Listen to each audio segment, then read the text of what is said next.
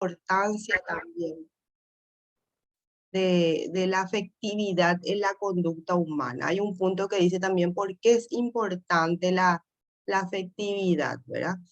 Y tiene que ver, decíamos nosotros, con ese aspecto que hace que nuestra vida sea diferente, ¿verdad? Es como la sal, decíamos eh, que le da un condimento especial a nuestra vida, ¿verdad? Entonces, para hablar de todo, de toda esta vida emocional o esta vida de afectividad, el primer estado y el que marca nuestro programa, sobre todo el fundamental, son las emociones, ¿verdad? Relacionado un poco con lo que hacemos también. Y las emociones, la emoción, hay varias definiciones, según los diferentes autores, ustedes van a leer también en la bibliografía. Una de ellas habla que es una reacción innata, relativamente compleja de carácter afectivo, muy intenso y desorganizado y con un cierto grado de desadaptación, ¿verdad?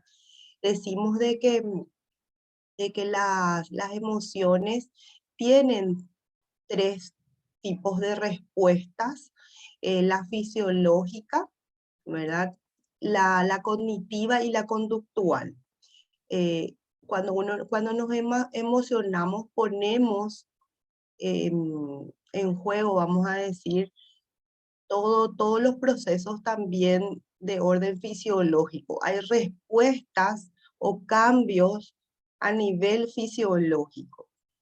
Esto se pone en marcha, como dice ahí, ante determinados estímulos externos y surgen como respuesta al significado que otorgamos a determinadas situaciones. Respondemos de una manera dada a través de nuestra conducta, previa interpretación de lo que hacemos, de esos estímulos que nos llegan, ¿verdad? Entonces respondemos de una manera dada fisiológicamente, se pone a funcionar procesos involuntarios eh, que tienen que ver con el cuerpo, y vamos a ver, por ejemplo, hay algunas características que tienen que ver con la activación física, tiene que decir ahí, donde dice física, es física, ahí le falta. Una sensación de bienestar o malestar se genera, y somos conscientes de ese estímulo, le damos una valoración cognitiva, interpretamos la situación y eso a la vez se expresa con una conducta emocional, ¿verdad? Y hay una consecuencia sobre el ambiente. Por ejemplo, si nos vamos de repente caminando por la vereda, no sé, de repente nos vamos caminando por la calle, ¿verdad? Y nos sale un perro y nos ladra, por ejemplo. Un estímulo del ambiente, el perro fuerte que nos ladra, le suele pasar eso, ¿verdad? Y nos asustamos, sentimos una emoción, tenemos una emoción. Entonces, el estímulo, el perro que nos ladra, no, nos da miedo, genera, nosotros decimos, una emoción que le ponemos un nombre, interpretamos como miedo, interpretamos ese estímulo a nivel cognitivo y decimos, estamos en riesgo, puede salir a atacarnos, ¿verdad? Ahora de repente estuve leyendo mucha información sobre este perro Pitbull, vieron en las noticias, ¿verdad? Que atacaron incluso a sus dueños. Mira, si nos sale un perro y con toda la información que hay sobre eso, interpretamos como un animal que puede atacarnos y que nuestra vida incluso está en riesgo, ¿verdad? Entonces,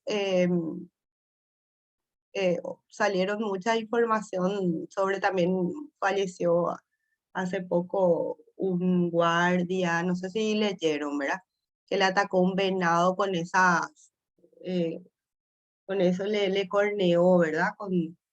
Entonces de repente esos animales nos salen, interpretamos como que nuestra vida está en riesgo. ¿Y qué hacemos? Salimos corriendo. Eso genera la interpretación a nivel cognitivo, y eso a la vez genera una respuesta, una conducta, ¿verdad? En nosotros, que es huir. o enfrentamos o huimos. Después eso también vamos a ver en estrés, ¿verdad? ¿Qué tipo de respuestas conductuales tenemos ante una emoción? Emoción es el todo de esas respuestas, ¿sí? Pero se genera una interpretación a nivel cognitivo y eso cambia nuestro organismo, ¿verdad? Nos pone en alerta, de repente siento algo que me sube, los latidos cardíacos aumentan, nuestra pupila, ¿verdad? Se achica, puede ser, el estómago también se produce que de repente algunos se contrae, aparece sudoración, las glándulas sudoríparas comienzan a funcionar, que generan sudoración. También está el tema, aumenta los latidos cardíacos, aumenta la temperatura del cuerpo y eso genera también sudoración. También la piel, se eriza los pelos de la piel. Una serie de cambios a nivel fisiológico que nos prepara para la conducta, ¿verdad? Y que tiene que ver con ese estado de alerta ante un estímulo y que nos prepara para responder, ¿verdad? Y nuestro cuerpo se activa, por eso ahí habla de activación fisiológica o física y todos esos cambios que se dan como respuesta fisiológica nos prepara para la respuesta. Y esa respuesta que se ve en forma conductual también, porque después que sucede todos esos cambios fisiológicos, esa interpretación a nivel cognitivo, agarramos y hacemos algo, huimos, corremos del lugar, ¿verdad? Algunos enfrentan también y pueden responder, agarran un palo y le tira o se defiende con algún objeto, diferentes formas de responder según nuestra interpretación, nuestro aprendizaje también, ¿verdad? Hace y todas nuestras creencias hacen que nosotros respondamos conductualmente de una manera dada. Y todo eso genera una emoción en nosotros, se da esa emoción. Y hay diferentes teorías sobre la emoción que vamos a ver lo que sucede, ¿verdad? ¿Qué sucede primero? ¿Qué viene después? Pero sí se dan esos tres tipos de respuesta, decíamos, y esto tiene un valor adaptativo. Nos emocionamos con una función adaptativa. Entonces, el adaptarnos implica conductas que contribuyen a la supervivencia del organismo, ¿sí? Para hacer frente vamos a decir, al ambiente, para hacer frente a lo que sucede y responder de una manera dada, entonces aparecen las emociones. Hay diferentes clases de emociones, según Watson. Vamos a ver acá diferentes autores van clasificando. Decíamos, hay 4 básicas, que ya hablamos la vez pasada, pero según los diferentes autores también van presentando estas emociones y cómo fueron surgiendo, ¿verdad? De estos primeros estudiosos de las emociones, Watson, uno de ellos, que hizo el experimento famoso del pequeño Albert, ¿verdad? eh, el miedo, la cólera, el amor. La cólera como enojo también, como sinónimo de enojo, y hablaba Watson también del amor, ¿verdad?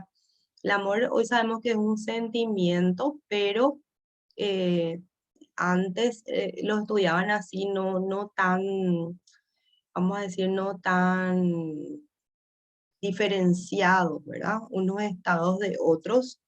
Entonces, podemos ver que le incluye acá en los estudios las emociones. Según Wundt, tenemos estados diferentes y contrarios. Él hablaba, por ejemplo, placer, displacer, excitación, calma y tensión, relajación. Como extremos, como estados extremos, ¿verdad? Que pasaba de un tipo a otro. em, y estados diferentes que iban en el ser humano, se manifestaban e iban de un extremo a otro, vamos a decir, ¿verdad?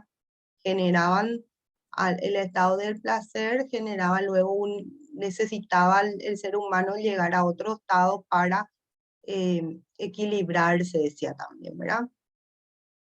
Eh, Después estaba según Grasso, también otra clasificación que hablan de diferentes tipos de emociones de sorpresa, que incluye otro tipo de emoción que es el de sorpresa o estupor, ¿verdad? Ante un estímulo nuevo, de novedad, genera eso en nosotros.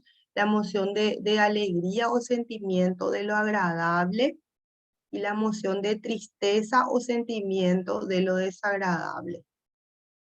Y la emoción de cólera. Cólera decíamos como sinónimo de ira, rabia o enojo también se suele utilizar. Y a veces se le pone niveles también, pero es el mismo estado, vamos a decir, de respuesta. Las teorías de las emociones, y acá vemos tres teorías más conocidas, ¿verdad? Y que nuestros libros, nuestra bibliografía de psicología general hablan de estas emociones, clasificaciones más tradicionales de cómo se genera una emoción, ¿verdad? Y también la interpretación cognitiva, que es la más actual. La teoría de Jane Lance tiene un enfoque biológico de la emoción, sobre todo esos cambios que se dan a nivel, decíamos, de respuestas fisiológicas. Y es una teoría, dicen, que contradice el sentido común. Entonces, porque él decía que el cuerpo siempre toma la delantera en las situaciones emocionales, todos esos cambios que hablábamos fisiológicos que se van generando. Él decía que las emociones son respuestas mentales a esos cambios que han ocurrido ya en el sistema nervioso, los músculos o las glándulas. O sea, primero aparecen esos cambios fisiológicos y después sucede la emoción, decía, ¿verdad? Como que la emoción viene después como que desconectado de esos cambios fisiológicos, o la emoción sucede porque aparecen esos cambios fisiológicos. Entonces tenemos miedo porque corremos, no corremos porque tenemos miedo, decía él, ¿verdad? Entonces primero todo lo fisiológico, incluso lo motriz, y luego aparece la emoción en sí. Nos sentimos tristes porque lloramos y no lloramos porque nos sentimos tristes. Entonces, por eso era un poco contrario, ¿verdad? O contradice el sentido común, decían. La reacción emocional entonces se desarrolla a partir de esos cambios físicos, orgánicos, que primero es el cambio orgánico y luego aparece la emoción, sería. La modificación de nuestro cuerpo, o sea, de nuestro organismo, nos hace sentir miedo cuando percibimos el contenido emocional, en el sentido de que primero se generan todos esos cambios fisiológicos, incluso lo que hacemos, y después sucede la emoción, decía Jane Lynch en su estudio.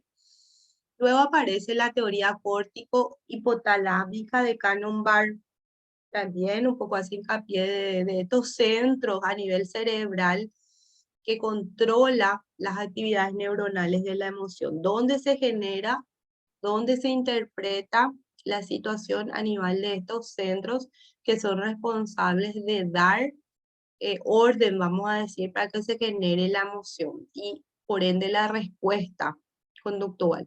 Cannon creía que los inputs emocionales son procesados simultáneamente por dos partes del cerebro, el tálamo y el hipotálamo. El tálamo actúa sobre los centros superiores del cerebro para producir la experiencia emocional. Entonces el tálamo como centro de interpretación, vamos a decir, ¿sí? Y de dar respuesta, de generar la emoción. La recepción de esos impulsos talámicos por los centros superiores desemboca en una experiencia emocional. El conocimiento de una emoción y el sentimiento al mismo tiempo produce cambios orgánicos y desencadena la acción.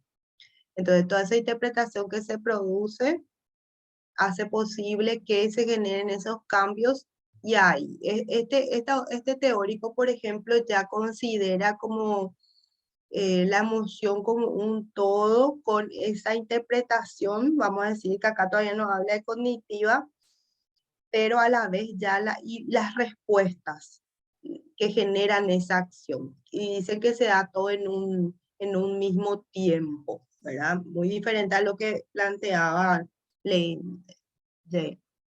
Lange, ¿verdad?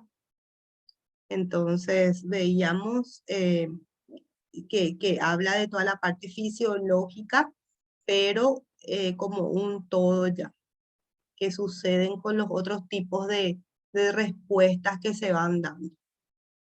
Luego aparece la teoría cognitiva, así mucho más actual, donde acentúa esa vertiente consciente, racional y explicativa de las experiencias emocionales, y destaca esa idea de que la emoción que experimentamos en la vida es más que un asunto de interpretación de los estímulos, que del feedback de los órganos internos, ¿verdad? Y de los músculos. No solamente existe esa interpretación o esa respuesta a nivel fisiológica, sino que está también asociada con diferentes experiencias emocionales.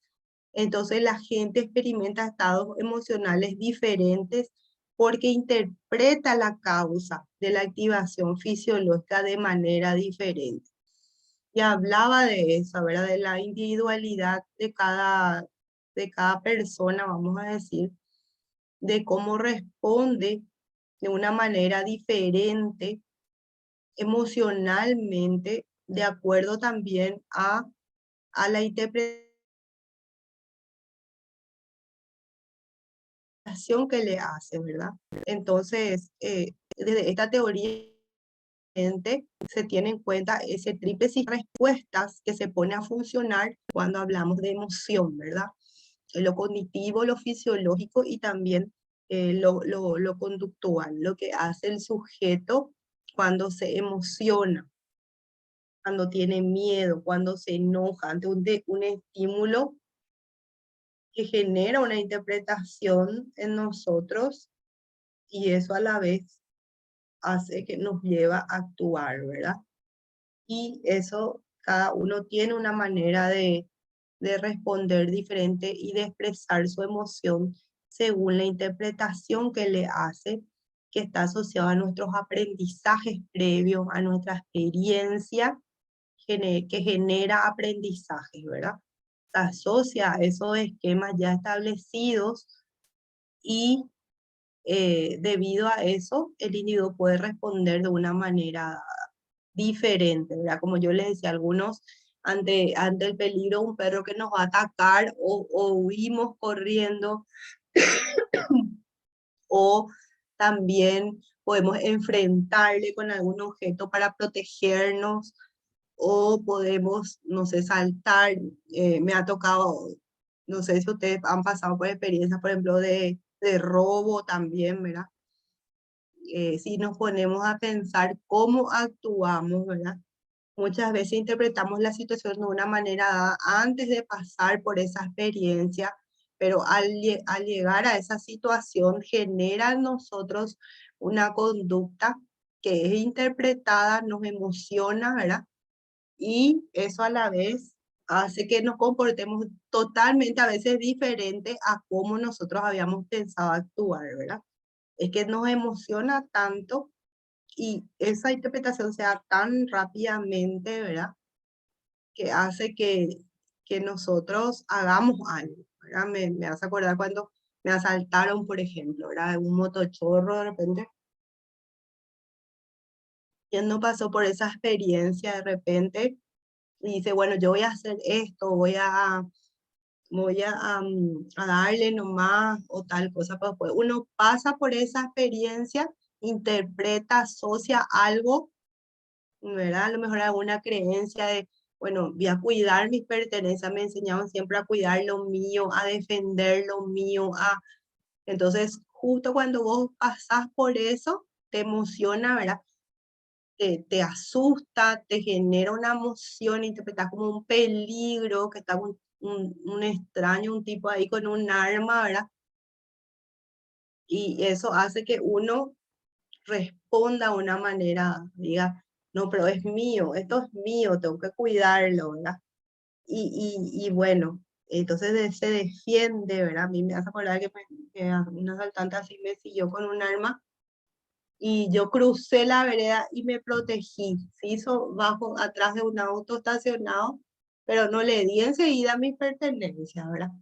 Agarré y tiré todo, saqué, me dio tiempo de sacar todo lo que tenía en la cartera y tiré todo debajo del auto.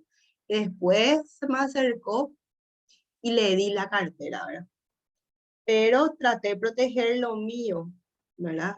Traté de defender lo mío, entonces todo lo contrario a lo que yo solía decir, pero en el momento de la emoción uno tiende a, ver, así me subió todo unos cambios latido cardíaco, sentía que, ¿verdad? Vos sentís fisiológicamente que estás por explotar mediante una emoción y una interpretación de esto me está pasando a mí, ¿verdad? Qué raro, algo que no te sorprende también, ¿verdad? Sorpresa, miedo, una cantidad de emociones se van generando en una situación así, ¿verdad? Entonces, eh, sucede, no sé si algunos han pasado por esta emoción así, alguna emoción fuerte, donde ustedes pueden un poco eh, interpretar o analizar esos tres tipos de respuestas. No sé si les llegó a pasar.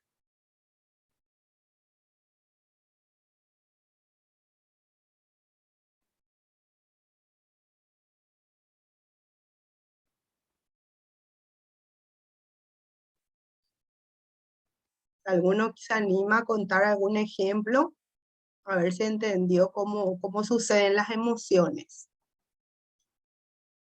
La teoría de Plutchik cree que las emociones tienen una significación evolutiva. Las emociones son interpretaciones conscientes de lo que le sucede a uno cuando está emocionalmente activado. No es una experiencia subjetiva, sino un constructo basado en diversos tipos de evidencia, decía él, ¿verdad? Como las respuestas físicas o conductuales a los inputs ambientales que suscita la emoción. De lo que aparece, ¿verdad? La entrada, input, entrada de información que nos viene del ambiente, quiere decir, ¿sí? Algunas de estas emociones son aprendidas. Las reacciones más importantes fueron construidas en los genes como mecanismos evolutivos de supervivencia. Formas habituales que tenemos los seres humanos de defendernos, lo que les decía, ¿verdad? Nos defendemos huyendo o enfrentando las situaciones. Los animales a veces tienen también evolutivamente su propia forma de defenderse, por ejemplo, con los dientes, ¿verdad? Muchos dicen que también nosotros podemos defendernos así como los animales, ¿verdad? Ante alguien en una pelea, por ejemplo, ¿verdad? ¿Cómo nos defendemos? Enfrentándonos, agarrándonos en los pelos de repente. Como animales podemos defendernos también con los dientes, con todo ante una amenaza a nosotros, ¿verdad? A nuestra, imagínense alguna amenaza contra nuestra integridad física, ¿verdad? Cuando uno sufre una sacudida, evalúa la experiencia y luego construye una valoración cognitiva de lo que ha ocurrido. Claro, después evalúa ante un estímulo, ¿verdad? Como que interpreta esa situación y evalúa cómo va a actuar, ¿verdad? Pero esto se genera en tan pocos segundos que sucede todo este tipo de evaluación y valoración cognitiva, ¿verdad? Que hace que respondamos de una manera dada y no de otra, ¿verdad? Por ejemplo, acá me van a matar, por ejemplo, qué sé yo, no sé, se me ocurre ese tipo de emociones fuertes, pero pueden ser cosas también no tan fuertes, qué sé yo, la despedida de un ser querido, que genera tristeza en nosotros, justamente, estoy hablando también con una señora que falleció su mamá y me dice, estamos muy tristes, ¿verdad? Entonces también una emoción de tristeza que generan en nosotros sentimientos de pérdida, ¿verdad? Sentimientos de alejamiento, entonces el sentir de que vamos a estar alejados de nuestros seres queridos, generan también una emoción que hace que se presente en nosotros una conducta. Por ejemplo, las conductas pueden ser de llorar en ese momento, hacemos algo, también nos aislamos, evitamos estar con otros, evitamos las actividades sociales muchas veces. Entonces generan nosotros una serie de conductas, ¿verdad? De acuerdo a la emoción. Queremos estar alejados, no, evitamos situaciones de mucho ruido, de repente cuando estamos tristes, cada uno de acuerdo a su experiencia también va respondiendo, ¿verdad? El proceso de desarrollo emocional y la importancia del establecimiento de las relaciones afectivas. Entonces, lo que decíamos, porque es importante, sin sentimientos y emociones, la vida sería monótona e incolora, porque los aspectos emocionales de la vida están estrechamente vinculados al valor y al significado de la vida misma, a todos los aspectos emocionales. El hombre no solo conoce con su inteligencia, ¿verdad? Que es lo que nosotros estuvimos dando como procesos cognitivos, que sé yo, hablábamos que conocemos a través de esos procesos también, pero también el hombre conoce a través de estos procesos internos y con su voluntad experimenta sentimientos, se emociona y apasiona, que son los tres estados afectivos, habíamos dicho, ¿verdad? Y entonces ahí podemos decir que hay tres grandes dimensiones o estados, eh, ¿verdad? Tres dimensiones en los estados afectivos. El tono afectivo puede ser agradable o desagradable, la intensidad puede ser variable, visible o no, la duración en el tiempo pueden ser breves, casi instantáneos, como sucede en las emociones, o pueden tener un efecto duradero, como sucede en los sentimientos, ¿verdad? Decíamos, estaba la emoción, la pasión y el sentimiento como tres estados, em, como estados afectivos. Y esos estados afectivos se varían según estas dimensiones. El ser humano siempre vivencia con una dimensión afectiva. Todo cuanto llega a su centro de referencia interior, su sí mismo, adquiere necesariamente el carácter de conocimiento, ya sea consciente o no, y la dimensión de una reacción afectiva o no. La afectividad implica una experiencia particularmente central del ser uno mismo. Las cosas nos agradan o nos desagradan, nos dan placer o dolor, nos alegran o nos deprimen, nos impulsan al amor o al odio. Y eso refuerza la vivencia de que soy yo quien opera y a quien queda referido. Todo ese mundo de experiencias.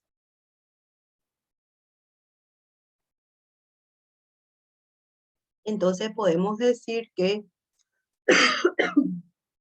perdón, me agarra de repente mi tos.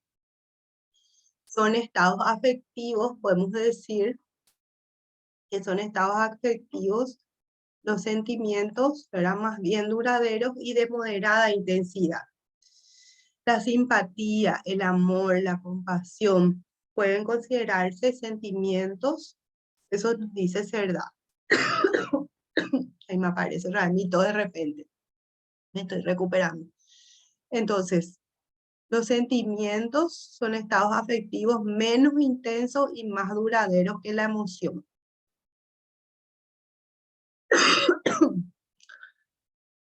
Entonces, aparecen diferentes estados afectivos que tienen que ver con el tiempo y la intensidad.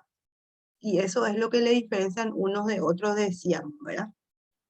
Cerdá es un autor, tiene un libro también sobre psicología general, ¿Qué más? Decíamos que los sentimientos son formas de vínculos, más entre los seres humanos y surge de la vida de relación. Por eso hablamos de sentimientos de compañerismo, de amistad, de solidaridad, de afecto filial. Pueden también surgir de los valores e ideales con los que se vinculan. Así se hablan de sentimientos patrióticos, estéticos y religiosos, por ejemplo.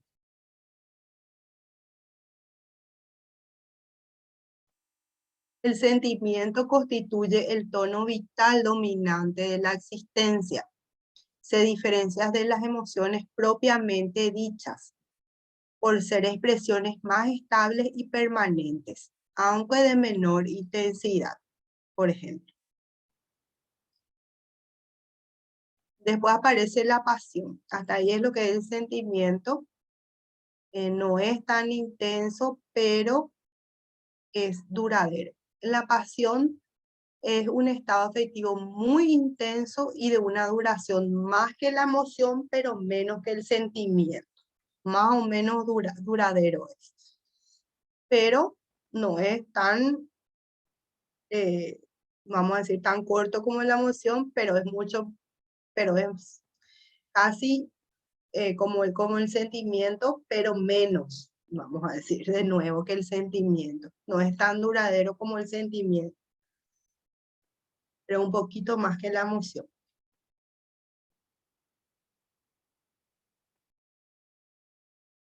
Muchas veces se dice que, por ejemplo, en las parejas, la pasión dura 2, 3 años, dice, ¿verdad?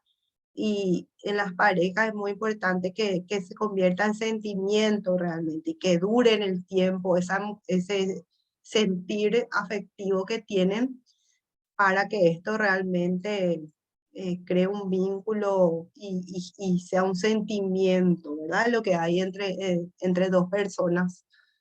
Entonces, se habla de que en un matrimonio la pasión dura unos años, no más, ¿verdad? La emoción del momento ha terminado, dicen algunos, ¿verdad? También cuando recién se conocen hay emoción, pero después eso se convierte en pasión y finalmente es muy importante que eso se convierta en un sentimiento para que dure esa relación, ¿verdad? Acá otra vez tenemos lo que es motivación, ¿verdad? Hablar de las emociones también nos lleva a hablar de la motivación como un estado interno de activación, derivado de un estímulo que activa la conducta y decíamos, ya le dirige hacia la meta, ¿verdad? La palabra motivo deriva del vocablo latino que significa mover, impulsar, estimular. Según esta significación, la motivación es la fuerza que mueve o impulsa a un organismo humano a la acción interna o externa. Es lo que nos mueve. Entonces decimos, estamos motivados. Decíamos la vez pasada, hablamos del tema de motivados a nuestro examen de ingreso, ¿verdad? A tener una carrera, nos lleva a nuestra meta. Ahora es rendir el examen bien, ¿verdad? Superar esta prueba, pero luego nos motiva. Hay otra motivación más allá de seguir una carrera, tener nuestra propia profesión. Entonces hay diferentes teorías de la motivación. También, así como vimos las teorías de la emoción, están las clásicas, que tienen que ver con la teoría homostática o de equilibrio, también quiere decir eso. También las teorías cognitivas y la hipótesis humanista, ¿verdad? O teoría humanista. La teoría homostática habla de que el organismo necesita condiciones óptimas de equilibrio y busca eso, ¿verdad? Entonces, esta teoría tiene su origen en una perturbación de la homeostasis. Hay algún estímulo que genera un desequilibrio, entonces el cuerpo hace algo para buscar de nuevo la homeostasis, ¿verdad? Y restablecer su propio estado. La conducta humana cumple esa función reguladora, por ejemplo, el termostato, ¿verdad? el equilibrio de la temperatura del cuerpo, ¿verdad? Hay un desequilibrio, ¿verdad? Genera una activación fisiológica de repente y luego a la vez buscamos y hacemos algo para restablecer eso. La teoría homostática es bastante fisiológica nomás, vamos a decir, y habla de conducta como respuesta última.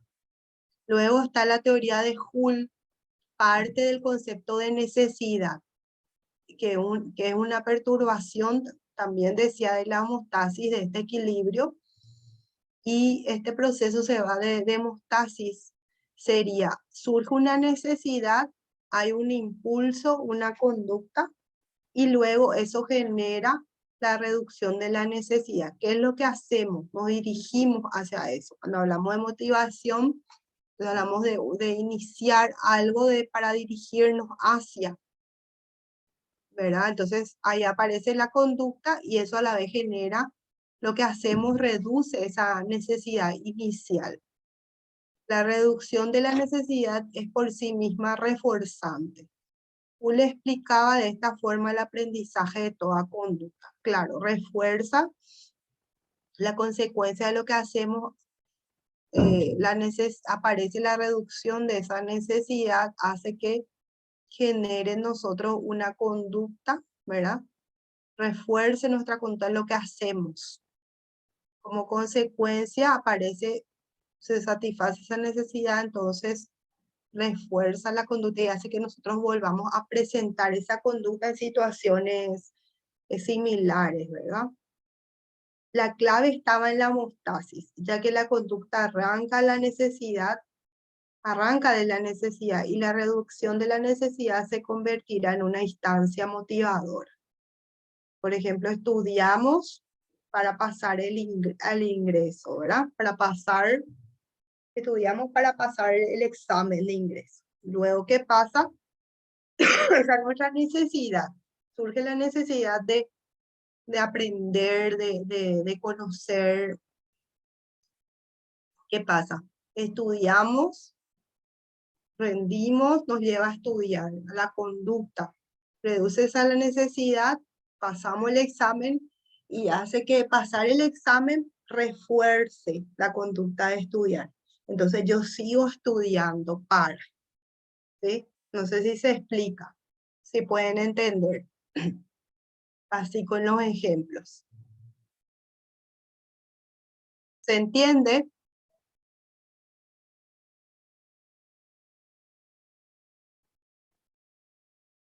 ¿Se entiende? Sí, profe.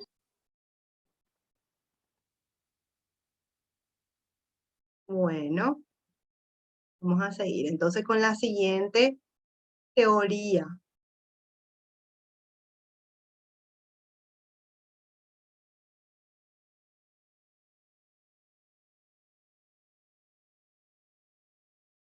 La siguiente teoría es la cognitiva. Decíamos, las cognitivas son las más actuales. Y en esta plantea la teoría de Festinger. Es un autor cognitivo. Decíamos, esto hablábamos ya sobre disonancia cognitiva. No sé si recuerdan. El concepto de disonancia cognitiva alude a esa discrepancia, decíamos, cuando hablamos de percepción también hablamos de esto, ¿verdad? Esa interpretación que hace el sujeto entre lo percibido y lo esperado, las expectativas que le pone ¿sí? Le lleva a interpretar la situación de una manera dada que puede generar o no una disonancia. Ese estado que se produce de tensión entre el carácter motivacional y emotiva, esto motiva, por ejemplo, a una conducta que puede ser, por ejemplo, dice ahí el hambre. Como motiva el hambre, dice, motiva como motiva el hambre de repente. Por ejemplo, si uno es un buen jugador y logra buenos resultados, los dos elementos resultan coherentes, pero ser buen jugador y obtener malos resultados puede provocar una disonancia. Por ejemplo, ustedes estudian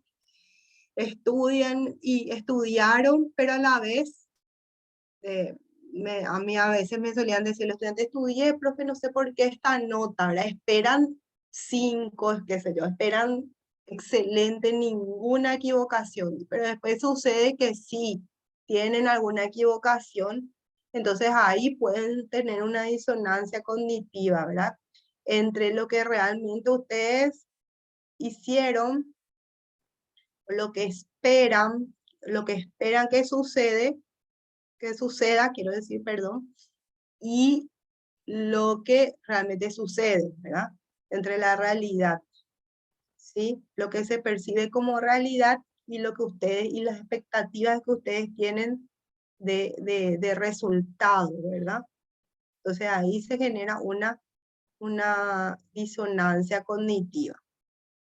Si no sucede como lo que ustedes estaban esperando, ¿sí? Si no llena la expectativa, entre comillas, la realidad, ¿verdad? La definición de disonancia puede darse en función a las expectativas de una persona. Cuando de estas expectativas no se cumplen, entonces se produce la disonancia. Luego aparece la hipótesis humanista. Representa una variable moderna según el cual el hombre es una realidad distinta del resto, de la naturaleza, y tiene como rasgos distintivos el pensamiento racional y la voluntad libre. En este marco se encuentran las teorías de Alport y Maslow. Alport cree que las motivaciones adultas se desarrollan a partir de sistemas motivacionales antecedentes, pero mantienen una independencia o autonomía funcional también respecto a los mismos. Alport, estudioso humanista también que tuvo su libro, tiene su libro sobre psicología de la personalidad, que presenta los libros la teoría de estos humanistas, ¿verdad? Maslow, ¿se acuerdan la teoría de la pirámide de las necesidades? Habla de ese instinto, de esa necesidad de autorrealización que tiene el hombre, ¿verdad? Entonces, para alcanzar eso va desarrollando también su voluntad, que le lleva a cumplir con sus metas, ¿verdad? Y así va alcanzando esa necesidad de autorrealizarse. Esto se genera entonces con un sistema de motivaciones, ¿verdad?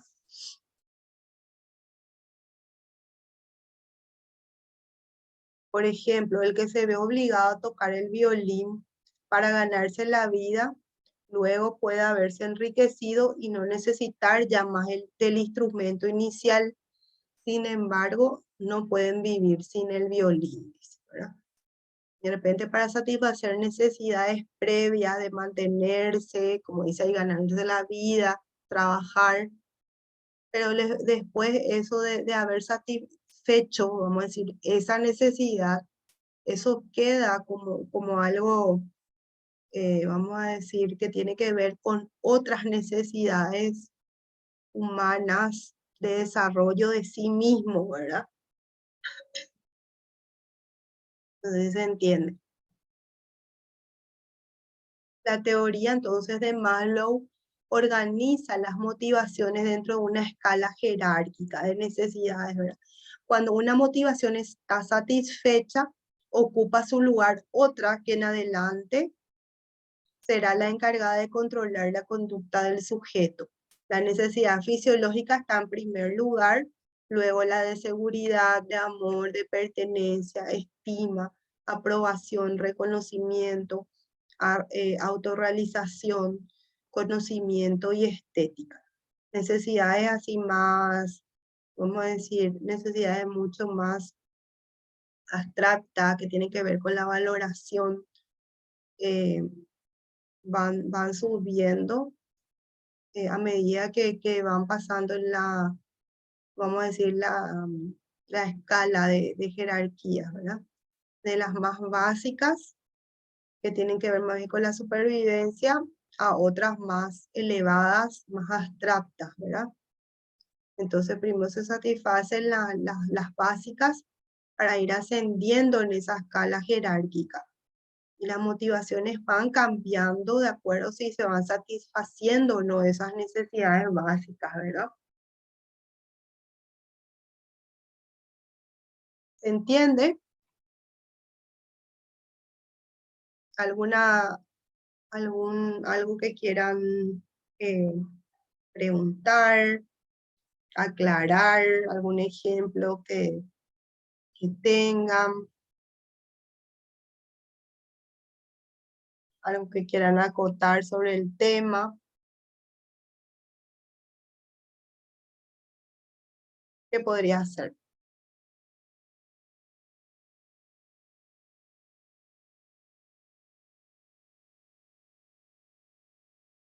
¿Se animan a algún ejemplo de emoción, de cómo se activaron ante una emoción? ¿Quién se anima a dar algún ejemplo?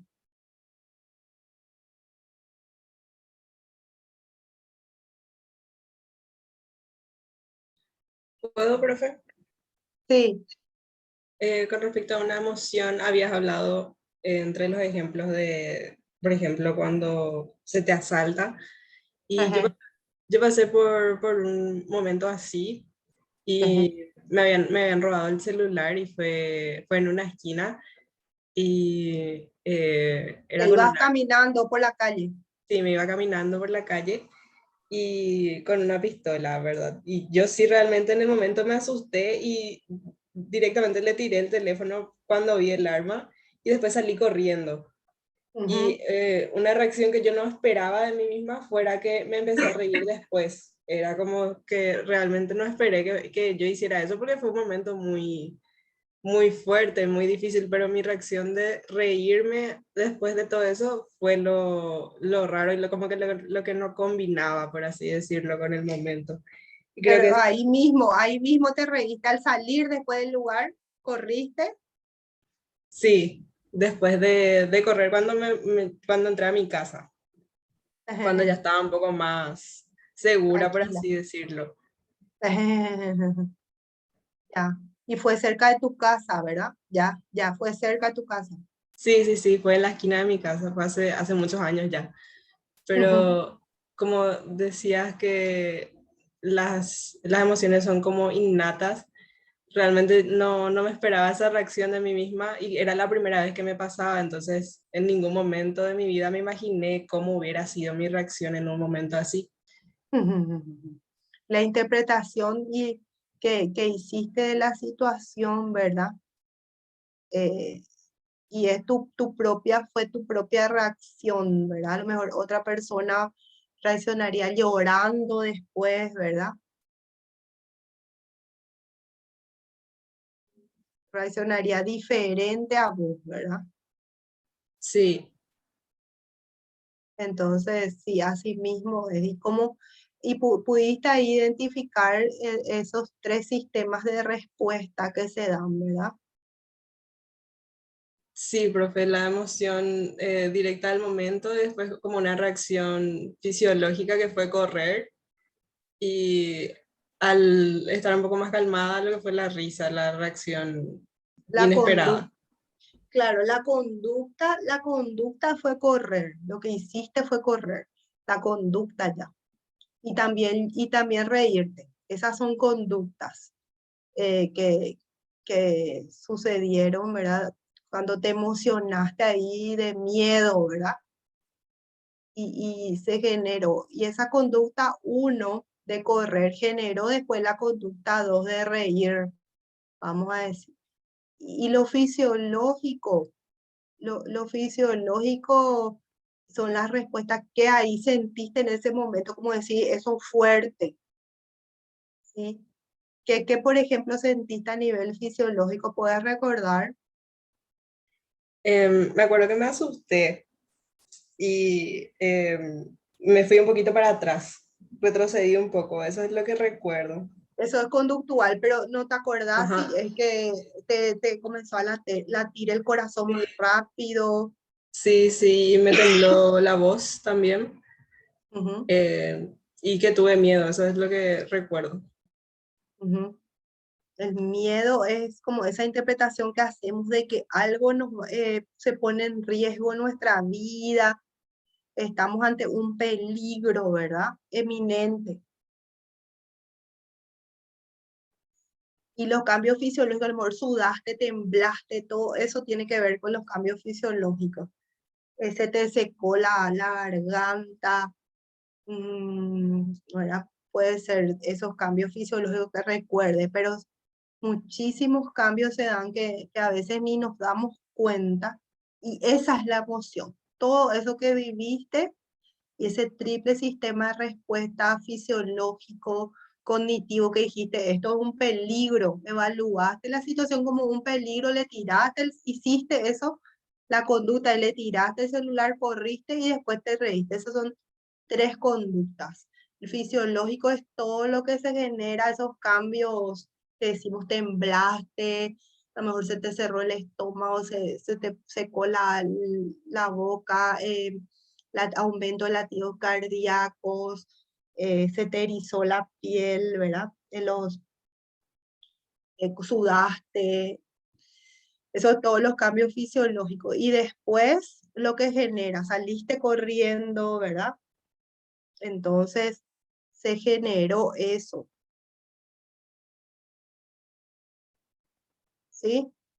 ¿Quién más anima a otro ejemplo?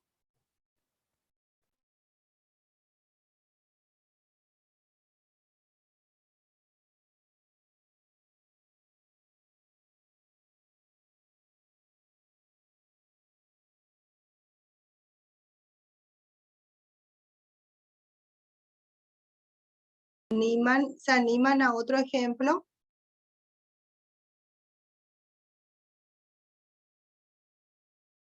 Muy bien, me parece súper, Belén. A través de los ejemplos, pues como que se van comprendiendo también estos conceptos y diferenciando de otros para poder identificar mejor, ¿verdad? A la hora de, de poder reconocer, por ejemplo, ya en el examen, ¿verdad? Eh, que, que concepto es diferente a otro, ¿verdad? De repente les va a salir eso. Cuando hablamos de conducta motivacional, eh, ¿de qué estamos hablando? Cuando hablamos de una emoción, por ejemplo, si es diferente a un estado afectivo, ¿verdad? A un estado afectivo más duradero, como es el sentimiento, por ejemplo. Entonces, ¿en qué se diferencia? ¿Cuáles son sus componentes? ¿Por qué es importante? ¿Qué más? ¿Alguna pregunta que quieran hacer?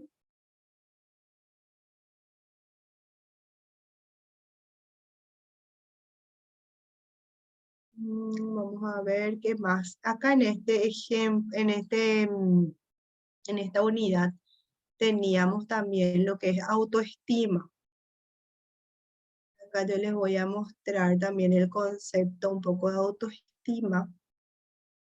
Cuando hablamos de autoestima, hablamos de una consideración positiva o negativa sobre nosotros mismos, ¿verdad?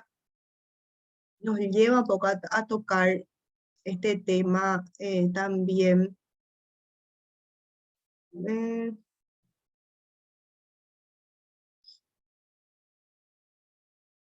Voy a presentarles acá.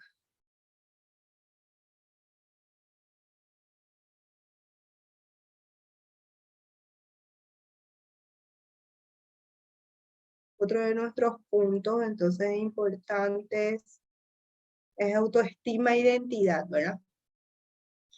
Consideramos la autoestima el valor que nos concedemos a nosotros mismos, el cariño que nos tenemos por ser como somos, ¿verdad? Dice cuando decimos nos amamos, nos queremos, tiene que ver con nuestra autoestima, nuestra propia valoración. Esa consideración puede ser positiva o negativa. Implica respetarnos a nosotros mismos, enseñar a los demás a hacerlo, todos somos valiosos y tenemos habilidades diferentes en algunas. Podemos destacarnos más que en otras, ¿verdad? Por ejemplo, en las artes, en los deportes, en lo intelectual.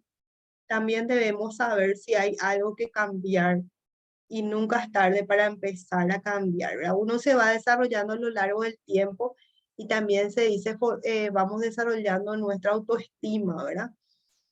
Es el de poder ir reconocernos y reconociéndonos, ¿verdad? Con estas habilidades.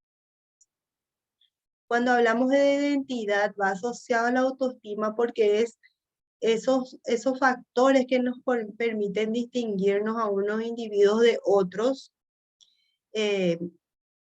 con los que se nos compara a veces o dentro de un grupo, por ejemplo. Cómo nos percibimos y cómo nos percibimos y cómo percibimos también a los demás. La autoestima nos lleva a esa aceptación de nuestra persona con nuestras virtudes y con nuestros defectos. Tampoco hace nomás hincapié a un artículo de la Constitución, ¿verdad? Las conductas que favorecerían una actividad acá, pero pasando un poco de esta actividad, decimos que ¿cuáles son las conductas que favorecen la autoestima? Siempre se habla de estrategias para desarrollar esa valoración. Nosotros los psicólogos trabajamos mucho estos aspectos, ¿verdad? Y a veces el relacionarnos bien con los demás, también el relacionarnos con los demás nos lleva a poder desarrollar mejor esa autoestima, ¿verdad? A veces en nuestras relaciones se ve también nuestra propia valoración, cómo está. Escuchando más a los demás, pero también uno reconociéndose diferente a los demás, ¿verdad? Como dice ahí, escuchate más que a los demás, en el sentido de también la propia valoración frente a los demás. Uno valorarse en relación a los otros, notando, vamos a decir, reconociendo que uno es diferente a los otros. A veces cuando uno se compara con los demás, también una persona que demasiado se compara con los demás, uno dice no tiene autoestima, no sé si suelen escuchar. O de repente vive pendiente de los demás, entonces también pareciera que no tiene autoestima, ¿verdad? O depende de los demás demasiado, entonces como que no puede diferenciarse de los otros, ¿verdad? Entonces, por eso dice, analiza con cuidado la opinión de los demás sobre ti, tú eres también capaz de tomar la última decisión. Hasta qué punto los demás también afectan en nuestra conducta, se evalúa, ¿verdad? Convertir lo negativo en positivo, nunca entonces perder las ganas de pensar en positivo, todo lo que parezca mal o no tiene solución, ¿verdad? Tratar de cambiar eso. Estas son conductas que favorecen la autoestima. Entonces, tener un poco una propia opinión sobre uno mismo, valorarse, conocer esos puntos débiles, reconocer que somos diferentes a los demás, ¿verdad? No somos ni menos ni más a los demás. Somos diferentes, ¿verdad? Y eso tiene que ver, esa interpretación del mundo tiene que ver también, y de nosotros mismos, tiene que ver con nuestra autoestima, con esa valoración propia. La aceptación que uno tiene de sí mismo, uno tiene de base de seguridad y amor. Entonces, algunas estrategias también, cuando alguien te hace una broma, sonríe, trata de disfrutar de todo.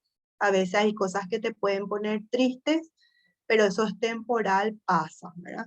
alimenta tu espíritu, disfruta la naturaleza, todo lo que les rodea. No te compares con nadie, como les decía, ¿verdad? El de tener esa valoración, creerse únicos, conocerse. Después también la dignidad corresponde a todos los seres humanos. No debes olvidar eso cuando estás frente a otros, ¿verdad? El de conocerse, ser dignos, independientes, el de reconocerse únicos de color, sexo, cultura y religión, independiente a todas esas diferencias individuales, vamos a decir. Algunos valores que ayudan a fortalecer mi autoestima: respeto, responsabilidad, cooperación, empatía, tolerancia, confianza, lealtad.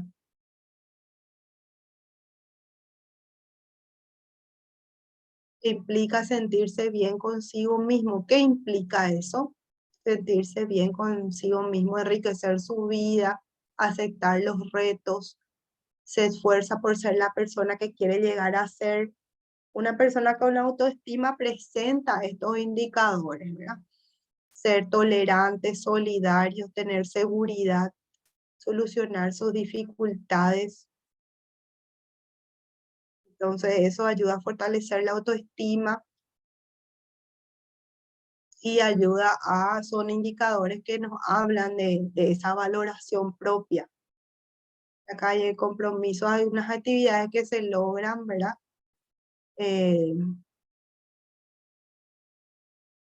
Obligación de cumplir con la palabra dada. El tiempo de estudio, descanso, algunas sugerencias son algunas recomendaciones que nos ayudan a tener un compromiso personal con nosotros mismos. Eso también tiene que ver con la propia organización, ¿verdad? De la vida, el de valorarse. Algunos ejemplos de actividades concretas que se hacen también, ¿verdad? Como le decía, el tener hábitos de estudio es muy importante, ustedes mismos que se están preparando para el examen. Y también no descuidar las horas de descanso, ¿verdad? De sueño, la alimentación, saber distribuir el tiempo. Eso también es quererse, valorarse, valorar la salud física, la salud mental de uno, a pesar de los objetivos que se van proponiendo, ¿verdad? Y las motivaciones que tienen, no descuidar también otros aspectos que hacen a nosotros, ¿verdad? Como los tiempos de descanso, de recreación. Es muy importante para cuando uno está estudiando a la vez, eh, que esos procesos cognitivos estén en todo su apogeo, si también tenemos tiempos de descanso ¿verdad? Entonces, el tener en cuenta todos esos aspectos sobre uno mismo también habla de nuestra valoración, el de querer cuidarnos, y cuidar esos aspectos tienen que ver también con nuestra autoestima, ¿verdad? Cómo nos valoramos a nosotros, ¿verdad? Entonces, esos aspectos también incluyen. ¿Alguna pregunta hasta acá?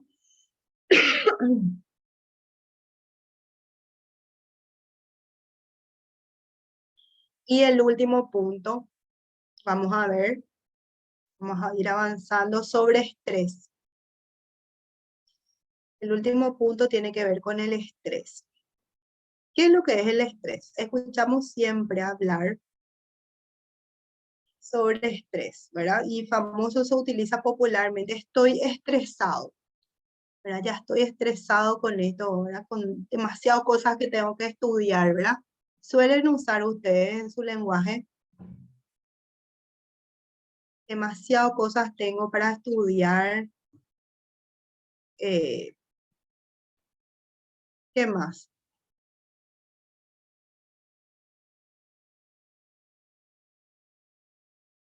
Es una palabra, decimos, algunos autores hablan de que es bueno tener siempre, aunque sea un poco de estrés, algo que nos pone a prueba, ¿verdad? Y tenemos que responder a eso. Vamos a cerrar, voy a cerrar un poco todo lo que tengo acá.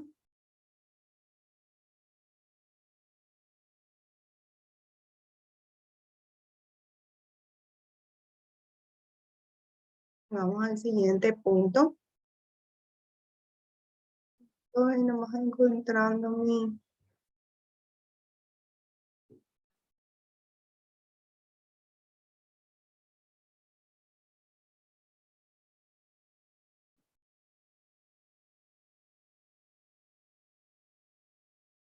Ahí,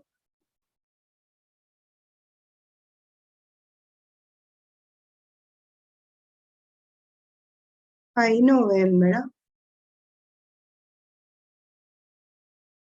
No, profe, todavía no.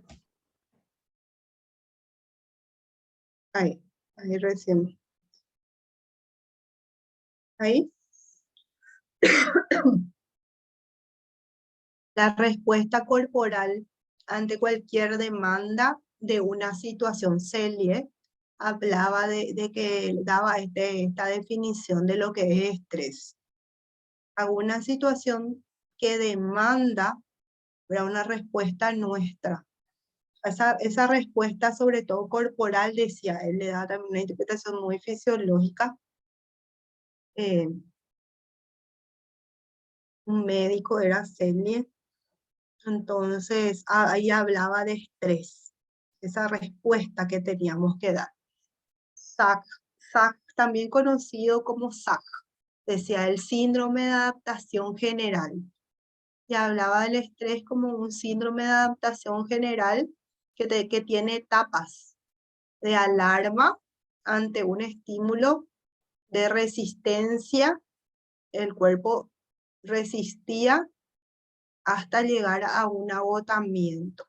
Y la importancia de identificar estas etapas, identificar, no llegar hasta la última, ¿verdad? Que es la de agotamiento. Entonces, se hace referencia a un estado, cuando hablamos de estrés, se hace referencia a un estado de ánimo interno que se produce como consecuencia del enfrentamiento de esa persona con una serie de demandas ambientales que superan su capacidad de hacerle frente. Por eso resiste hasta que se agota, porque no tiene la capacidad de hacerle frente. Este estado de ánimo, decían, se caracteriza por sentimientos de tensión e incomodidad.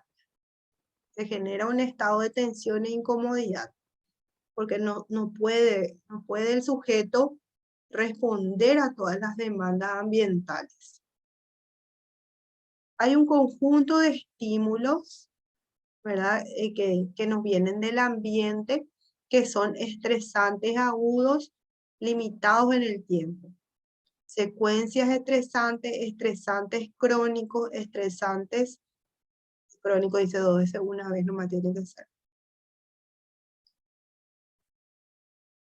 Una respuesta entonces conlleva a dos componentes psicológicos, conductas, pensamientos y emociones, y lo fisiológico, que es el nivel de activación, es arousal.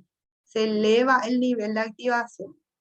Todos los procesos fisiológicos para dar respuesta a esa demanda ambiental aumentan su nivel lo máximo posible, hasta llega un momento que ya no puede más responder, ¿verdad? Eso va acompañado también a conductas, a lo que hace el sujeto, a lo que siente. Después siente que ya no puede más, ¿verdad? En ese intercambio, transacciones, dice, porque en ese intercambio con el medio se da un estado de tensión, ¿verdad? Estoy muy estresado, ya no puedo más, ¿verdad? Ustedes suelen suelen tener esa interpretación a una situación o alguna vez pasaron por eso, ¿verdad? Que ya no pueden más lo que hago, lo que pienso, de repente mi cuerpo se siente cansado, ¿verdad? Ya no, las respuestas ya no dan más, no pueden enfrentar a esa situación de tensión. Generalmente en diferentes ambientes generan eso, hay un aumento de estímulos por en todos los ambientes del sujeto, ¿verdad? Otra definición de estrés: las condiciones que resultan cuando las transacciones entre la persona y el medio conducen al individuo a la percepción de una discrepancia real o ficticia, dice algo. Entre todo lo que el sujeto, como vamos a decir, el nivel al que puede responder ya es tan elevado, ya no puede responder más a toda la demanda que exista. Toda la exigencia ambiental que genere un estado de tensión o amenaza y requiera cambios o adaptación. El sujeto necesita hacer un cambio, adaptarse a esos estímulos. Respuesta al estrés: cognitivas, autorreferentes, autoeficaz, de negación pueden ser. No acepta que no puede más con una situación, por ejemplo. Interpreta de que sí va a poder, pero realmente está en un estado que ya no. Motoras, comportamientos observados de enfrentamiento, ataque, lucha, atacando a la fuerza amenazadora, o puede ser de pasividad, huida, escapando a una situación segura. ¿Verdad? Ante un estado de estrés, no sé, se me ocurre de repente un ejemplo de estrés laboral, ¿verdad? Muchísima demanda de trabajo que no puede responder, llega a la casa y duerme de repente, no sé, se presenta conductas de cansancio físico, mental, necesidad de dormir, pero a la vez tampoco no puede dormir de estar siempre en un estado de alerta, pendiente a todo el trabajo que necesita cumplir de repente, ¿verdad? Entonces tampoco descansa bien y entonces su cuerpo entra en un nivel elevado de funcionamiento. Entonces no hay una congruencia entre los horarios de descanso y los horarios que necesita para descansar y los horarios de activación. Entonces ahí entra, decimos, en estrés, ¿verdad? Mucha demanda y no puede, es tan amenazadora todo lo que va surgiendo que está en un nivel de activación que no puede responder, y eso a la vez una demanda excesiva. Las consecuencias del estrés pueden ser positivos o negativos. Trastornos psicofisiológicos pueden generar, entre las negativas está eso, o también trastornos de ansiedad. Pueden derivar a otras patologías, ¿verdad? Otros problemas fisiológicos más elevados, más... también puede tener consecuencias del estrés positivo en el sentido de cambio, ¿verdad? Si el sujeto reconoce, eso le puede ayudar, no sé, a cambiar la situación, a cambiar, al ver en esta situación de estrés, poder cambiar el trabajo, cambiar su estilo de vida, consecuencias que puedan tener luego a mediano o a largo plazo, ¿verdad? Al reconocerse en esta situación de estrés. Es un poquito lo que se refiere a estrés.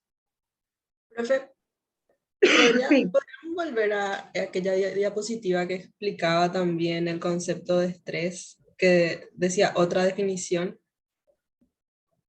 Sí. Acá. Sí, Sí, esa. En la parte que dice percepción de una discrepancia real o ficticia, no logro comprender bien a qué se refiere. ¿Será que podrías explicarme, por favor? Sí, tiene que ver justamente con esa interpretación más cognitiva.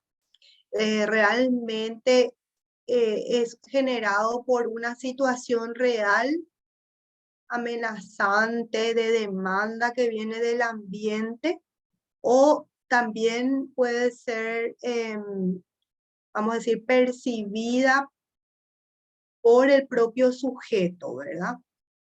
Y a la vez esa incapacidad de poder responder a las demandas del ambiente, ¿verdad? Si eso es interpretado por el sujeto de esa manera o es real, ¿verdad? ¿Sí? Ah, entiendo. O sea, vendría a ser como una visión desde el punto de vista del psicólogo hacia el paciente, de cómo él va enfrentando la situación que tiene a su alrededor. Si es que es capaz realmente de hacerle frente a todo lo que tiene, a todos los problemas que tiene, por ejemplo, o no. Claro, y su propia interpretación, algo que le genera estrés, es real o ficticio. Para él, de repente podría ser una situación que le genera estrés, pero no es, o sea, no es tan real, vamos a decir. Sin embargo, para él está generando estrés. La interpretación que él está dando a esa situación le genera estrés. Entiendo, Aun- perfecto. Aunque eh, sean, vamos a decir, ficticias, vamos a decir, más bien no son de gran amenaza, pero para él sí, vamos a decir. Ahí está el estrés famoso, no sé si ustedes, está el estrés laboral, de repente se me ocurre este ejemplo, eh, cuando ya no hay motivación. ¿Y por qué esto se estudia desde la conducta motivacional? ¿Por qué este punto está relacionado con la conducta motivacional y las emociones? Porque también tiene que ver con esta interpretación, justamente acá en el punto que vos haces hincapié, ¿verdad? Para un sujeto, la no motivación hacia algo puede, y si igual siguen haciendo cosas y respondiendo a estímulos donde el sujeto no está motivado, eso puede ser un generador, puede ser generador de estrés, una demanda excesiva del estímulo del ambiente, donde el sujeto no está dispuesto, vamos a decir, motivacionalmente a responder a eso, ¿sí? Por ejemplo, en lo laboral, usted no sé si he conocido casos así de que no estaban más motivados en lo laboral, necesitaban un Profe, cambio de trabajo, por ejemplo. profe, Sí, disculpa. sí, Viste que estoy vine para mi consulta y estoy dando acá mi clase y ya me va a tocar. ¿Puedo salir nomás ya de la clase? sí, podés, y después esta última parte ves nomás cómo ponerte al día o si tenés alguna pregunta para la próxima clase. Gracias, profe. Chao. No hay problema. Ya vamos cerrando esta unidad también. Entonces, decíamos, por ejemplo, en un trabajo donde la motivación del sujeto ya no está puesto en ese trabajo, va a generar un nivel de estrés, ¿sí? A las demandas que suceden ahí. Va a generar una demanda para el sujeto poder resistir a esos estímulos donde ya no está más motivado, ¿sí? A conseguir ninguna meta ahí. Hay personas que después de muchos años he conocido, de años en un lugar de trabajo, ya no se sienten motivados, necesitan un cambio. Entonces, eso le genera estrés. seguir en ese lugar respondiendo a las demandas de ese trabajo, aunque sean demandas muy, vamos a decir, para otras personas muy básicas, como, y incluso otra persona puede decir, ¿cómo le genera estrés eso? ¿Verdad? Si es tan fácil lo que tiene que hacer, eh, pero como su motivación ya no está puesto ahí, entonces puede ser un estímulo generador de estrés para ese sujeto, tener que estar respondiendo a un estímulo, a una demanda que ya, donde ya no está más motivado a realizar, donde su energía no está puesta ahí. No sé si me hago comprender. Sí, no, se entiende. Entonces, y ahí aparecen los estados de estrés laboral de repente, ¿verdad? Entonces a nosotros los psicólogos de repente nos toca evaluar eso, su motivación, se evalúa la motivación puesta eh, para la actividad, ¿verdad? Otros procesos, sus emociones con respecto al trabajo, lo que piensa, que es el elemento cognitivo de repente, y lo que hace, ¿verdad? Comienza a faltar. ¿Qué es lo que hace? Comienza a faltar y ahí se ve conductas de huida, por ejemplo, ¿verdad?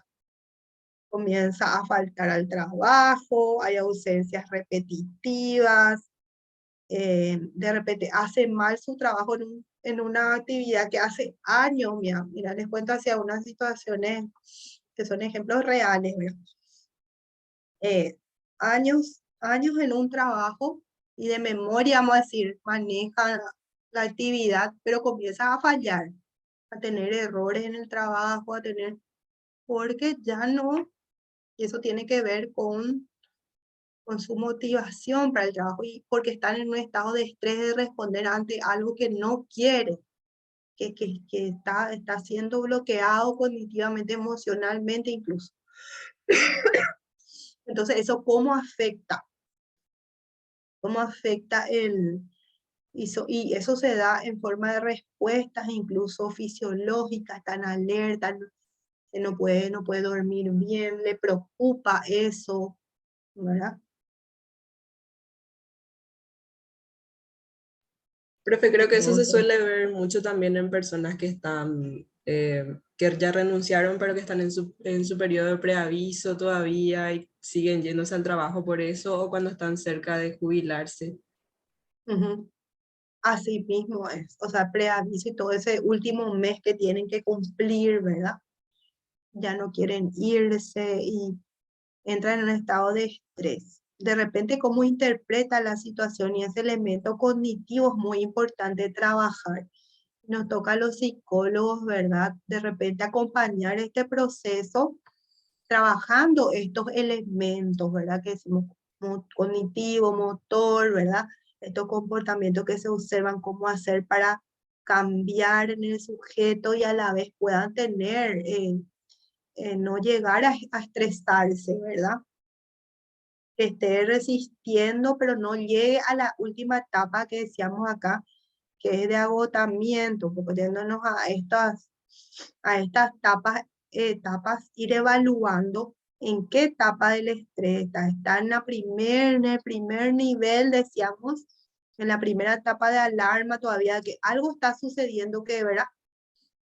Entonces nos toca un poco trabajar ahí y acompañar a la persona identificando diferentes aspectos o elementos relacionados con el estrés para que pueda resistir, vamos a decir, quede nomás en esa etapa y no caiga en el agotamiento, ¿verdad? Y eso a la vez no le lleve a otros estados mucho más patológicos, como veíamos más adelante, trastornos de ansiedad, otros tipos de trastornos psicosomáticos, aparecen los dolores en el cuerpo. Había un caso que, por ejemplo, no quería irse más al trabajo y comenzó a tener ronchas por todo el cuerpo y comenzó a ver los motivos, a hacerse pruebas y no se refería a nada más, ¿verdad? Entonces, tenía que ver con este con el estado de estrés nomás que estaba viviendo, vamos a decir, ¿verdad? y ya comenzaba a tener efectos psicosomáticos, capaz porque estaba llegando a algo, agotamiento ya, ¿verdad? O formas de resistir a través de eso se manifestaba, ¿verdad? Y bueno, todas las conductas que aparecen en el sujeto cuando está estresado, ¿verdad? Incluso afecta algunos procesos como memoria, hay personas que se olvidan de cosas, se olvidan de aquí hacer algunas cosas que siempre hacían, una forma de huida también, ¿verdad? Para enfrentar esos vamos a decir, esas demandas ambientales.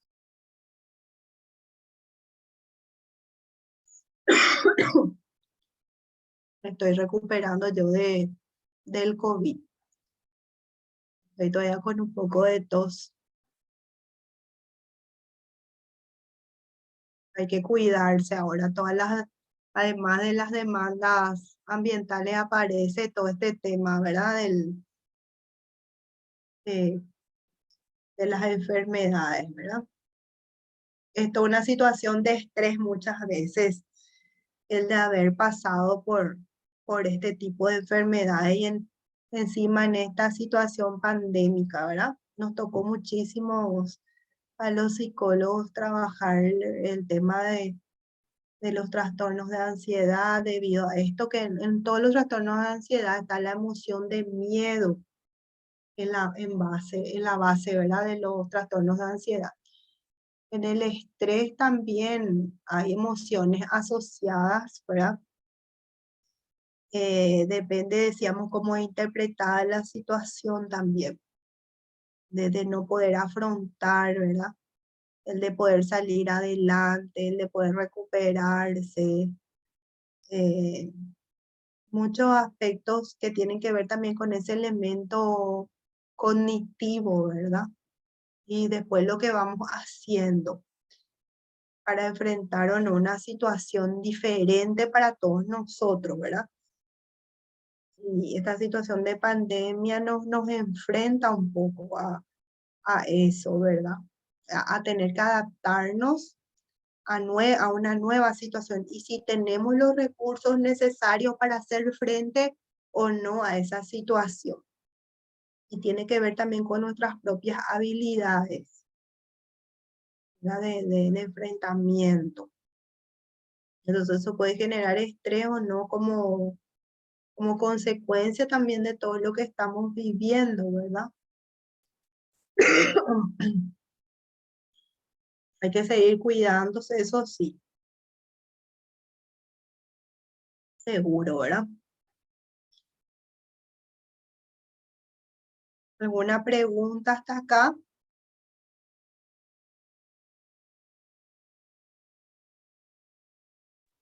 ¿Cómo va a Permiso, ser? profe. Sí, Creo que tengo un ejemplo sobre el estrés. Yo ya tuve más de una situación con el estrés, pero la más reciente, digamos, fue hace un año más o menos, un poco menos. Yo estaba en otra carrera antes de empezar el cursillo para psicología y era muy estresante principalmente porque era virtual. Y recuerdo que entre los últimos meses que estuve dentro de la carrera, hubieron problemas dentro de la facultad. Y eso se me sumaba con las tareas que nos dejaban y recuerdo que hubo unas 3 semanas, hubieron más o menos. Yo estuve enferma todo ese tiempo y ni siquiera me levantaba a tomar el medicamento porque estaba totalmente concentrada en las tareas. Yo ya no dormía. Recuerdo que la gente en mi casa se despertaba y me veían hasta las 6 de la mañana aún despierta con mis tareas. Y fue muy, muy estresante todo ese tiempo y me afectó muchísimo físicamente. porque como que no podías, o sea, tus recursos no eran suficientes para poder, vamos a decir, enfrentar toda esa demanda. Exacto, y yo todo el tiempo estaba pendiente, o sea, yo sabía que estaba mal físicamente por el estrés, sabía que estaba enferma ya, porque incluso llegué a tener fiebre por el estrés y yo no atendía eso. pero mi Ah, mente estaba totalmente puesta en terminar mis tareas. Yo no quería saber nada y era todo un problema porque en la facultad tampoco ayudaban con eso. mm, era una demanda muy excesiva. Y también el de poder interpretar y cómo paraste con, Y realmente terminó en un punto en el que en mi casa me hicieron entrar en razón, porque yo ni siquiera salía de mi casa. O sea, ellos a veces me decían, vamos a comer a, no sé, a la casa de una tía y yo no. No, no, no, yo tenía que estar con mis tareas. Y me hicieron entrar en razón porque, o sea, empezaron a decirme, tenés que darte cuenta, estás mal físicamente y mentalmente, no puedes seguir así. Y ahí también me di cuenta de todo lo que estaba pasando dentro de la facultad, porque yo ni eso estaba haciendo caso. Yo era mi tarea, mi tarea, mi tarea, era terminar la tarea. Y después de eso, yo dejé la carrera y me empecé a enfocar en el cursillo para psicología. Y ahí recién me calmé, incluso amigos míos me dicen que se nota la diferencia entre cuando yo estaba en la carrera anterior y ahora. Porque ahora yo estudio, pero no es como una obligación para mí. O sea, estudio, pero hago por gusto, no porque esté obligada a hacer. De hecho, que la carrera anterior tampoco fue obligada, pero con la cantidad de tareas que teníamos, yo ya sentía que era una obligación. Yo ya no le sentía el gusto hacer lo que estaba haciendo. claro, y la motivación a lo mejor puesta es diferente, ¿verdad? Claro, y de hecho que me pasaba mucho que yo estaba en artes. Y todo el mundo me decía, ¿qué arte? O sea, era pintar, dibujar, que te vas a estresar por eso, pero para mí era mucho estrés, porque nos ponían un tiempo muy limitado para entregar una tarea. Y un Mm, cuadro, pintar un cuadro, por ejemplo, no se puede hacer en 2 o 3 días, y eso nos hacían. Yo incluso por meses después de dejar la carrera, yo no quería tocar mis materiales de dibujo, yo guardé mis pinturas, no podía oler pintura de tan mal que me dejó. o sea, tipo una respuesta de rechazo ya tenías al final, ¿verdad? Sí, y recién ahora estoy empezando a dibujar de nuevo, ya no con la pintura, pero sí grafito y demás, pero pintura rechacé totalmente. Claro que sea no por obligación, sino que más bien con otro tipo de motivación, ¿verdad? El de poder o de nuevo desarrollar esa habilidad a lo mejor que tenés, pero que ya no sea más por obligación, ¿verdad? Claro, ahora dibujo por diversión y ya o cuando termino de estudiar o lo que sea, pero en ese tiempo en el que estuve en la carrera fue totalmente estresante para mí. Ujú. Y sí, entonces ahí vos pudiste identificar, ¿verdad? Estuviste hasta llegaste a agotamiento. Si ves esas tres etapas, ¿verdad? De alarma, estuviste resistiendo a lo mejor mucho tiempo y hasta llegaste a la última etapa de agotamiento, que podés hablar de un estado de estrés donde la cantidad de demandas del ambiente no pudiste responder de una manera, ¿verdad? eh, que tiene que ver eso con tus propios recursos, tiene que ver con la interpretación que le dabas, ¿verdad? Y ahí entra la motivación, esa energía que nos lleva a conseguir nuestra meta, decíamos, cuando hablábamos de motivación, tiene que ver con nuestras emociones puestas ahí, ¿verdad? En el momento que estabas haciendo. Y bueno, ahora otras son tus motivaciones y también tus recursos, ¿verdad? ¿Cómo organizas tus recursos? Primero los recursos con que uno cuenta y después también cómo organizar esos recursos. Es muy importante lo que les decía, por ejemplo, los tiempos de estudio, de descanso, y eso también habla de nuestra autoestima, nos conecta con otro punto de este tema, del programa también a la vez, porque hablamos de autoestima, porque es reconocer eso, reconocerme como una persona ¿verdad? Integral, que tiene que desarrollarse en todas sus áreas, no puedo dejar lo social. Decíamos al inicio de nuestro programa, el ser humano es biopsicosocial. Si me estoy desarrollando profesionalmente, también tengo que tener en cuenta todo mi cuerpo, mi biología, si estoy funcionando bien, ¿verdad? En cuanto a todos mis procesos fisiológicos, a la vez si me relaciono bien con los demás, me cuido, me considero una persona en todas sus dimensiones. Entonces, valorarme implica eso, ¿verdad? Tener mis tiempos de descanso, tener los tiempos de poder seguir relacionándome con los otros, como vos decías, salir, también tener vida social. De repente, hay prioridades en ciertas etapas de la vida, como por ejemplo ustedes que están pasando, no, mi prioridad es ingresar, ¿verdad? Una carrera, bueno, le doy más tiempo, pero no todo el tiempo. Igual, no dejar de hacer los demás, eh, desarrollar las demás dimensiones, ¿verdad?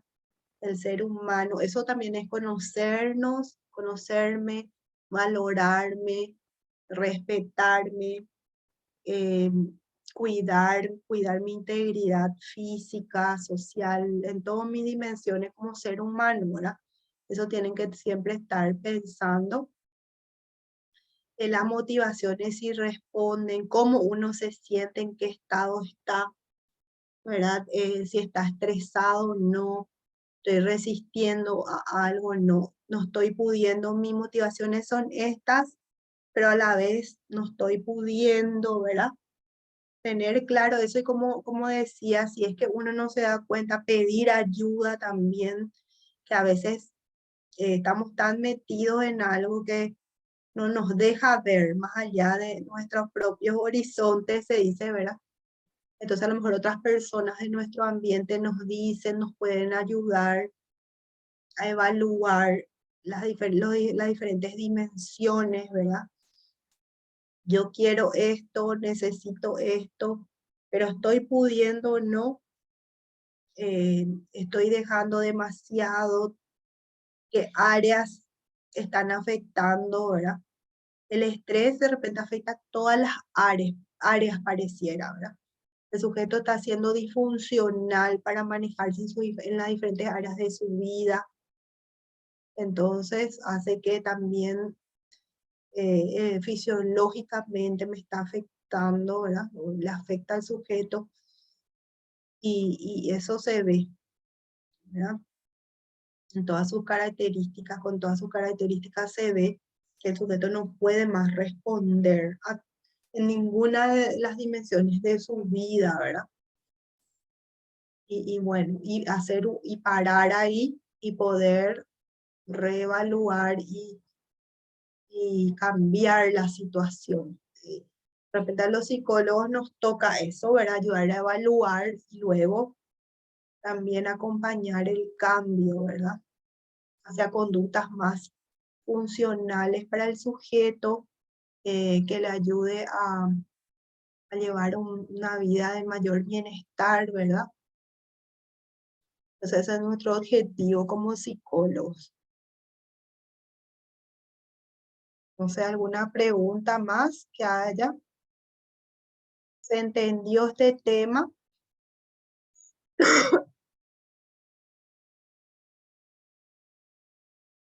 Sí, profe, se entendió. Bueno, ¿alguna pregunta? Vamos a ir avanzando. Acá terminamos la unidad cuarta, ya sería. Sí, me corrigen si no es así. A ver, pues acá yo tengo cuestionarios. El cuestionario de conducta cognitiva yo ya les di.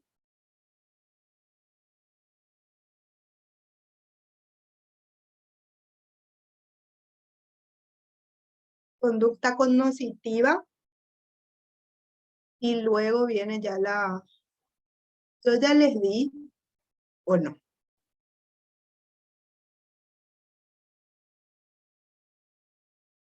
No sé si recuerdan.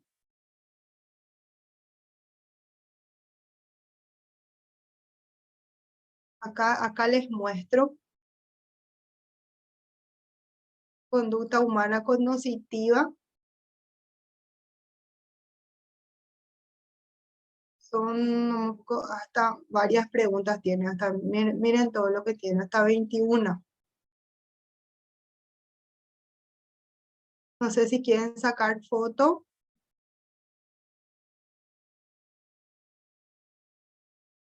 No sé nomás si está bien el número 4. Desarrollo humano 3. Desarrollo humano. Está introducción a la disciplina. Desarrollo humano. Personalidad, estrés. Sí, 4, conducta cognitiva. ¿Puede ser? ¿Está bien los números? Así es, profe. O sea, yo te... Bueno, eh,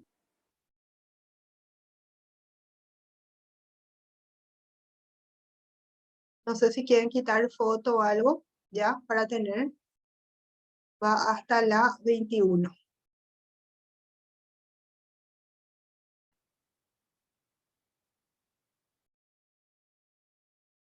Este es el de percepción, el de conducta cognitiva.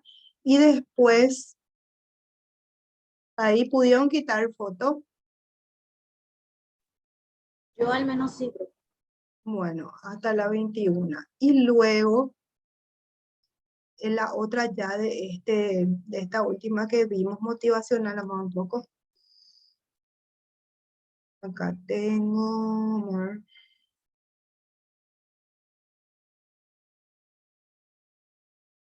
Esta.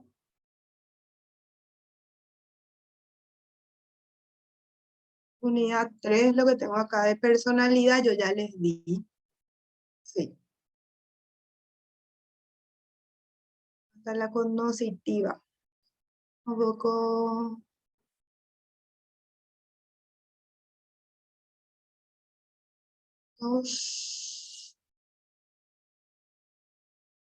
Cognitiva.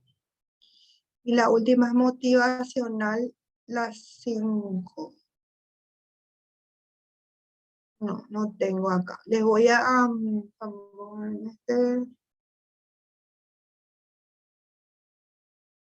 no.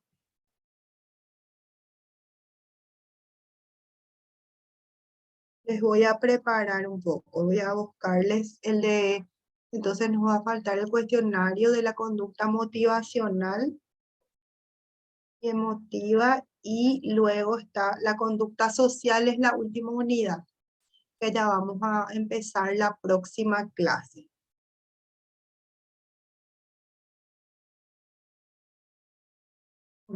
No tengo acá el cuestionario, tengo el cuestionario 4 hasta ahí.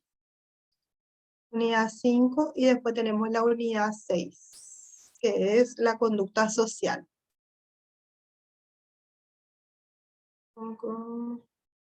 4, hasta la 4.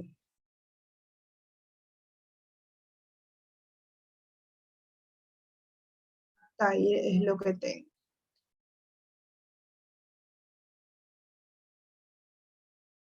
Un poco.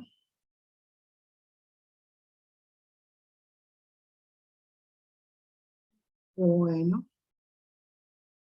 Entonces, para la próxima les preparo el 5 y el 6 sería.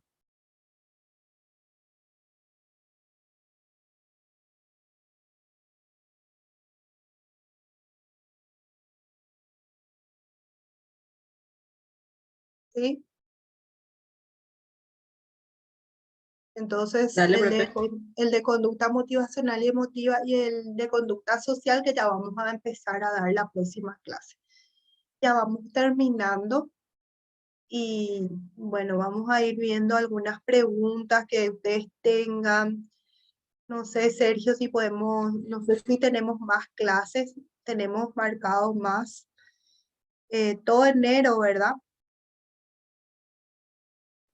Así es, profe. Estoy mirando y tendríamos que terminar o en este enero o la primera semana de febrero. Te voy a decir con certeza, pero por ahí más o menos cae ya nuestro calendario. Y yo creo que sí, vamos a terminar e incluso, no sé, podemos ver algunos ejercitarios, si es que podemos hacer también en las clases siguientes, ¿verdad? Podemos ver eso con los alumnos. De repente, si podemos hacer eso también, ¿verdad? Tener pasarle algunas tipo pruebitas y que ellos hagan tipo de evaluación, ¿verdad? De algunas unidades, Y esa es la idea. O sea, para la que idea es que de esa siguiente semana de febrero, o sea, en el mes de febrero, ellos ya estén con eso, más que clases, ¿verdad? Porque la mayoría va a terminar el programa a puerta ya del examen de ingreso, entonces la idea es que lo terminen y después ejercitario full todo ese mes de febrero. y podemos hacer eso ya si nos sobran tiempo, ¿verdad? Tener más que clases, esos encuentros así de que con ejercitarios, ¿verdad? Que ellos puedan hacer, entrenarse y después corregimos juntos, por ejemplo, ¿verdad? Ellos tengan un tiempo yo les doy un tiempo para que hagan, por ejemplo, le pongo la evaluación, hacen y después corregimos juntos, algo así. Cada uno muestra lo que hizo, va diciendo cuál es la respuesta, ¿verdad? Así hacíamos un poco también en las clases presenciales, ¿verdad? Entonces, una forma de entrenarse también a los tipos de exámenes, cómo va a ser, ¿verdad?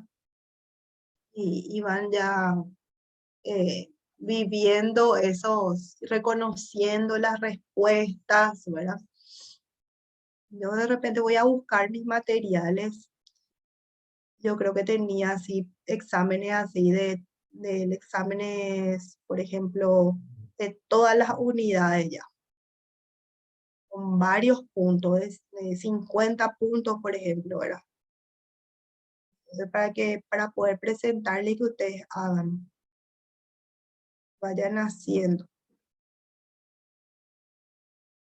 ¿Me parece? Entonces eso va a estar bien. Y hasta acá entonces dejamos por el día de hoy. Y bueno, y vamos avanzando en la siguiente clase.